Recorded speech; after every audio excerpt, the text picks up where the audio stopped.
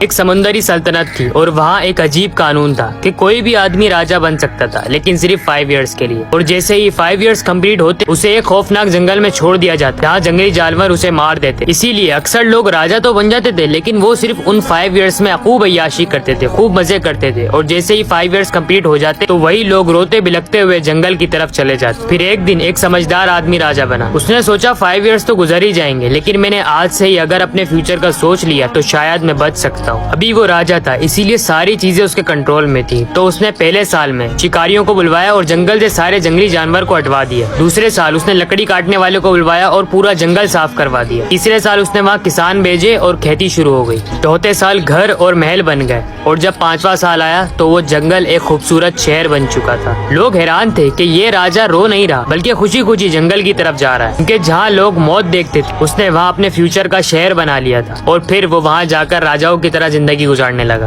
Moral of the story simple है, आज आपके पास टाइम है। अगर आप चाहो तो इस टाइम को यूटिलाइज करके अपने आने वाली फ्यूचर को उस तरह डिजाइन कर सकते हो जिस तरह आप चाहते हो, या फिर कंफर्ट जोन में रहकर इस टाइम को वेस्ट कर सकते हो। इन कंफर्ट जोन में रहने की प्राइस आपको रिग्रेट से पे करनी होगी। बट अगर आपने आज अपना टाइम यूटिलाइज कर लिया तो हो सकता है कि आने वाले 5 इयर्स बाद आप भी एक राजा जैसी जिंदगी गुजार रहे।